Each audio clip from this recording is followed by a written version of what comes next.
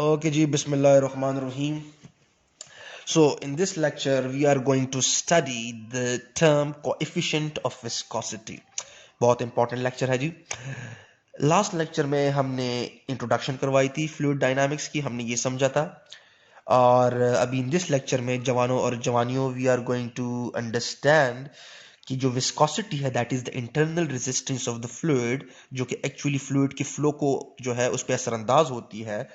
तो क्या हमारे पास कोई ऐसी मैथमेटिकल वैल्यू है किसी भी फ्लूइड के लिए कि जिस वैल्यू से हमें उस पर्टिकुलर फ्लूइड की विस्कोसिटी का अंदाजा हो जाए? So yes, there is a term that's we call by name of eta, जिसे हम कहते हैं कोएफिशिएंट ऑफ विस्कोसिटी, जो कि विस्कोसिटी का ब्रांड एम्बेसडर है. ठीक है जी. और वो विस्कोसिटी का केस लड़ने जा रहा है अक़वाम मुत्तहिदा में. सो ये आपको बताएगा जी कि किसका केस कितना स्ट्रांग है. So it gives us info about the viscosity of the fluids. अच्छा जी, कैसे जी? So we are going to understand this. Consider करें जी हमारे पास क्या है जी. We have a, let us say, let me do it over here, कि लेट अस से हमारे पास कोई फ्लूइड फ्लो कर रहा है from left to right like this. कि आपके पास क्या हुआ, late me draw that with the blue since water, late us से वाटर कंसीडर कर लेते हैं. ठीक है जी, कि हमारे पास दी जो लाइंस में ड्रॉ कर रहा हूं दिस लाइक दिस. ठीक है जी, राइट. ओके, अब ये फ्लूइड फ्लो कर रहा है, राइट.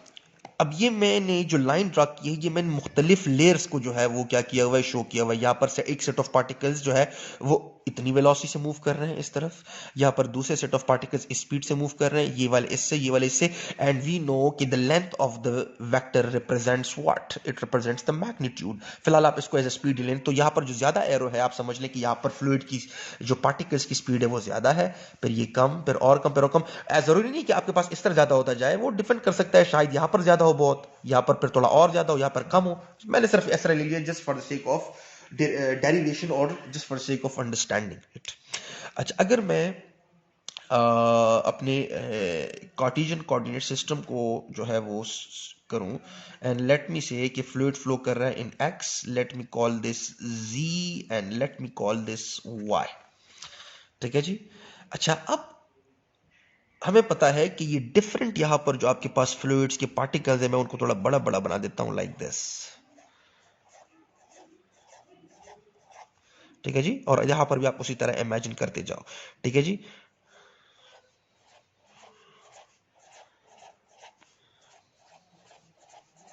ठीक है, लाइक दिस. ठीक है जी.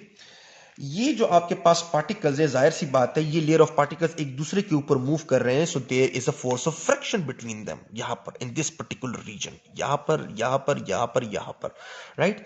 अच्छा, ये जो आपके पास फोर्स जनरेट हो रहा है इन दो लेयर्स के दरमियान, या इन दो लेयर्स के दरमियान, या इन दो की, या इनकी, या किसी भी दो लेयर्स के दरमियान, that force of friction is directly proportional to, number one, the area of contact. Area of contact की कितने लेयर का इस दूसरे लेयर के कितने एरिया के साथ कांटेक्ट है. फॉर एग्जांपल इधर देख लें लाइक दिस, अगर मैं सिर्फ ये दो उंगलियां मलूं, राइट, और अगर मैं पूरे हाथ को मलूं, सो जाहिर सी बात है वो पूरे हाथ में मुझे ज्यादा फ्रिक्शन महसूस हो रही है. तो this force depends on the area of contact. Number one ये बात हुई.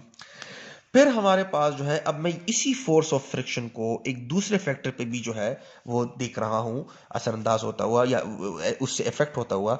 और वो क्या है जी, वो ये है, देखते जाएं. We are going to introduce a term over here that is called what, velocity gradient. देखिए, दो अल्फाज हैं, बार बार बता चुका हूं क्लास में भी और यहां पर फिर से बता रहा हूं. जब हम रेट का लफ्ज यूज करते हैं, this rate, so we are measuring change in something, change in, I don't know, whatever it may be, सही जी, anything, जो भी है हमारे एजेंडा पर, but with the passage of time. ठीक है जी. और दूसरा लफ्ज है दैट इज कॉल्ड ग्रेडियंट. जब हम ये लफ्ज यूज करते हैं, so we are measuring the change in that something और anything may it be with the position, with the change in position. Now position is actually a space related thing. So आपके पास जो है वो किसी भी डायमेंशन में आ सकता है. So that is why मैंने पहले से यहाँ पर अपनी जो है कार्टेशियन कोऑर्डिनेट सिस्टम को किया हुआ कि इस डायमेंशन में भी, इसमें भी और इसमें भी. ठीक है जी. अच्छा, अब मैं यहाँ पर एक चीज जो है डिफाइन करने लगा हूं और वो ये है कि that force of friction is also directly related to the this quantity जो मैं लिख रहा हूं, where v is the velocity of the what? v is the velocity of the different set of particles जो कि मूव कर रहे हैं. देखते जाए. लेट अस से यहां पर वेलोसिटी v है, यहां पर इन सेट ऑफ पार्टिकल्स की दिस एंड दिस. ओके, जब मैं इस सेट ऑफ पार्टिकल से मूव होता हूं to this set of particles, तो देखें मैंने ये एरो बड़ा ड्रॉ इसलिए किया हुआ है ताकि आपको पता चले कि यहां पर जो सेट ऑफ पार्टिकल्स है उनकी वेलोसिटी इसके मुकाबले में थोड़ी ज्यादा है. ठीक है जी. तो यहां पर जो वेलोसिटी है वो v जस्ट ले, और जाहिर सी बात है अगर ज्यादा है तो देखिए मैंने इस v के साथ कुछ डेल्टा ऐड करना है. Late me call it delta v. This delta v is the amount, let me say this again, देखते जाएं. This delta v is the amount by which the speed of these particles is greater than the speed of these particles. Because देखिए v और यहां पर भी v, लेकिन v के साथ मैंने यहां पर डेल्टा v ऐड किया हुआ है. इसका मतलब ये हुआ कि यहां पर जो बंदे हैं वो इन बंदों के मुकाबले में इस मिकदार से ज्यादा तेज चल रहे हैं. ठीक हुआ, राइट? अच्छा, अब देखिए मैं ये जो पार्टिकल्स की वेलोसिटी में फर्क आ रहा है वो ऐसे जाते हुए आ रहा है ना. देखिए जब मैं ऐसे गया हूं, late me draw that with black, जब मैं ऐसे गया हूं ऐसे लाइक दिस, तो जब इधर था तो पार्टिकल्स की एक पर्टिकुलर स्पीड थी, लेकिन जब इधर से इधर आया तो पार्टिकल की स्पीड बाय डेल्टा वी बढ़ गई. सही जी. तो पोजीशन जब ये हुआ करती थी तो स्पीड वाज v, राइट. लेकिन जब पोजीशन ये हुई ये वाली तो स्पीड जो है वो v प्लस डेल्टा v बन गई. सो वेलोसिटी में जो चेंज आया यहां से यहां तक जाते हुए, सो यहां से यहां तक जाते हुए पोजीशन में तब्दीली की वजह से चेंज आया है ना, कि यहां पर पोजीशन इन सेट पार्टिकल्स की ये है तो इसकी स्पीड ये है. यहां पर पोजीशन ये हुई, थोड़ा सा जब मैं y एक्सिस में मूव कर गया, सो पोजीशन जैसे ही मैंने y एक्सिस पे बदली तो फिर वेलोसिटी जो है वो बाय डेल्टा v अमाउंट ज्यादा हुई या कम हुई, नो मैटर व्हाट, लेकिन in this case it is more. So आपके पास जो चेंज इन आया वेलोसिटी, पार्टिकल्स की वेलोसिटी में जो चेंज आ रहा है वो ऐसे जाते हुए आ रहा है when I am moving like this in the y dimension. ठीक है. सो यहां पर मैं पर्टिकुलरली कौन सा यूज करूंगा जी? ओके सॉरी, यहां पर मैंने सॉरी t लिखा हुआ है, दैट इज रेट. मुझे यहां पर जो है पोजीशन लिखना चाहिए था, सो प्लीज इसको करेक्ट कर लें. सो दैट इज विच, बिकॉज उसके लिए हम रेट लफ्ज यूज करते हैं. सो दैट इज ग्रेडियंट. पोजीशन की तब्दीली की वजह से आपके पास पार्टिकल्स की वेलोसिटी में तब्दीली आई है, और वो भी कौन से डायमेंशन में? y वाले इस तरफ जाते हुए. देखिए यहां पर पार्टिकल्स की स्पीड लेट अस से 2 मीटर पर सेकंड, यहां पर लेट अस से 3 मीटर पर सेकंड, यहां पर लेट अस से 4 मीटर पर सेकंड एज अ होल, फिर 5 इस तरह, राइट. सो वो जो चेंज आ रहा है that is change in velocity when I moving in the this particular dimension. So let me call it y. ठीक है जी. This is a velocity gradient. Velocity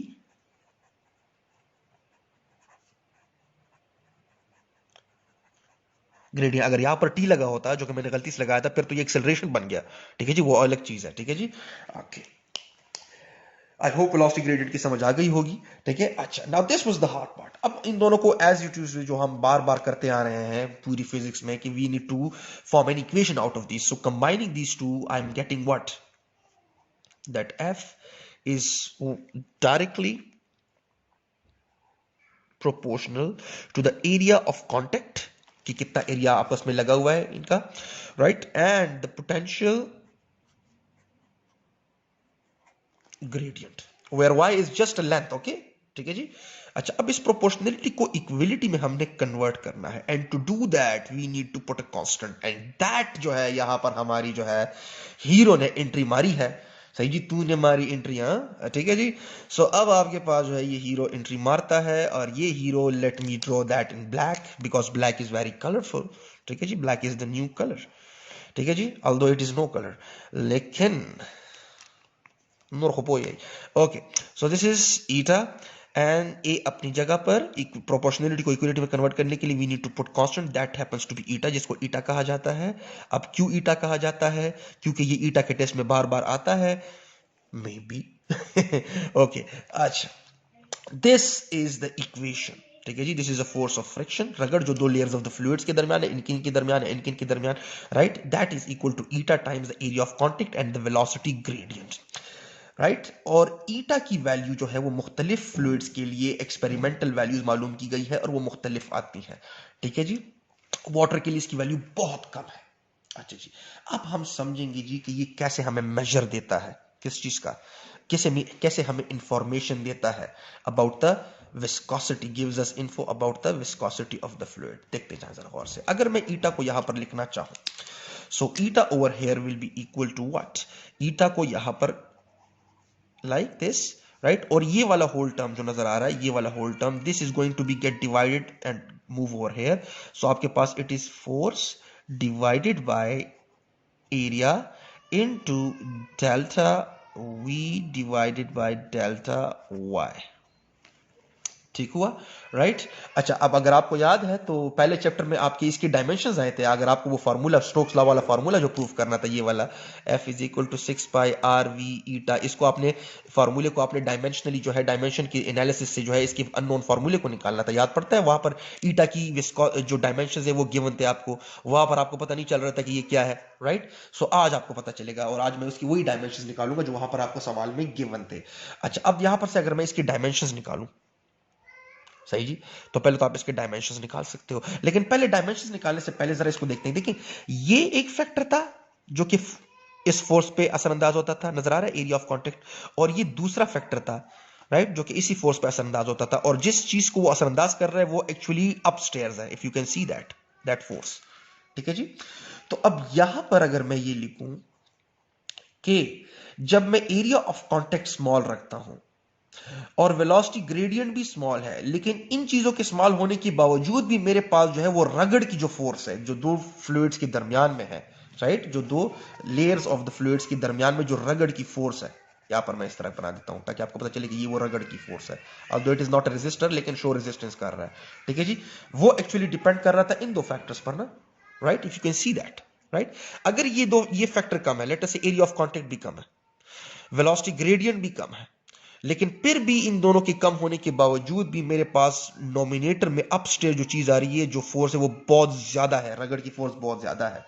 तो इसका मतलब ये है कि ये एक ऐसा फ्लूइड है कि जिसकी मैंने क्या किया हुआ है, एरिया ऑफ कांटेक्ट भी कम रखा है और वेलोसिटी ग्रेडियंट भी कम आ रहा है, पोजीशन की तब्दीली के साथ साथ वेलोसिटी, पार्टिकल की वेलोसिटी में तब्दीली भी बहुत कम आ रही है, लेकिन फिर भी हमारे पास क्या हो रहा है जी, फोर्स बहुत ज्यादा आ रहा है। तो इसका मतलब है कि इसकी विस्कोसिटी बहुत ज्यादा है। विस्कोसिटी मींस कि ड्रैग फोर्स बहुत ज्यादा है, sorry,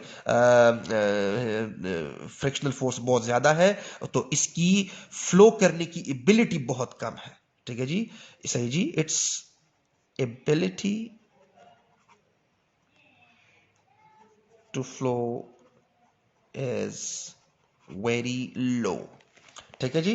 so that is how you can understand. और अगर उल्टा कहो कि देखें, मैंने एरिया ऑफ कांटेक्ट भी बहुत ज्यादा रखा हुआ है, मैंने डेल्टा जो है वेलोसिटी ग्रेडियंट भी बहुत ज्यादा रखा हुआ है, ठीक है जी। तो ये दो फैक्टर्स है ना जो कि इस फोर्स को अफेक्ट करेंगे, जो कि अपस्टेयर्स है, राइट। अगर आप देख लो, ये दो फैक्टर्स हैं जो कि एक्चुअली इसको अफेक्ट करते हैं, लेकिन फिर भी मेरे पास जो है फोर्स बहुत कम आ रहा है, लाइक दिस के, if I draw it like this, देखते जाए जरा यहाँ पर कि eta is actually equal to, कि मैंने ये दोनों फैक्टर्स बहुत बड़े रखे हुए हैं डाउनस्टेयर्स, लेकिन फिर भी मेरे पास ये बहुत कम आ रहा है, इसका मतलब ईटा इसका कम है। सो इसी जुमले को उल्टा करने की, its ability to flow is very high, ठीक है जी। जो लास्ट लेक्चर में हमने जो है सिंपल इसका रिजल्ट लिखा भी था, अगर आपको वो रिजल्ट देखना है तो आप प्रीवियस वीडियो को जो फिर से आखिरी हद तक देख लें, ठीक है जी।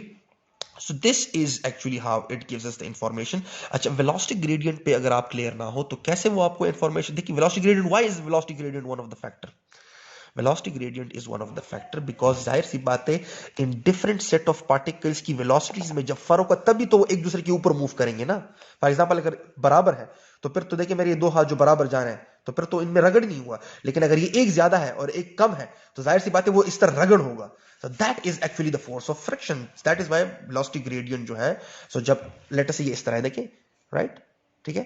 सो देखें, जब मैं इस तरह जाता हूं इन द वाई एक्सिस तो वेलोसिटीज में फर्क आ रहा है। सो जब वो फर्क आएगा तो automatically there will be a रगड़, जितना ज्यादा फर्क होगा उतनी ज्यादा रगड़ की फोर्स होगी।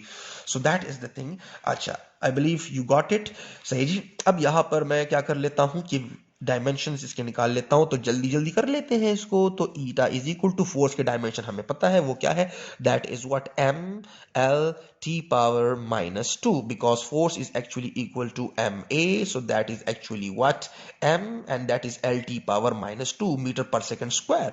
तो ये आपके पास ये हुआ। अच्छा, area is actually again it is area is actually length into length, so it is metre sorry length का स्क्वायर, सो ऑटोमेटिकली यहां पर मैं पुट कर देता हूं L square, and delta V, V it is velocity, again delta V है तो जो भी है, so it is L T power minus one.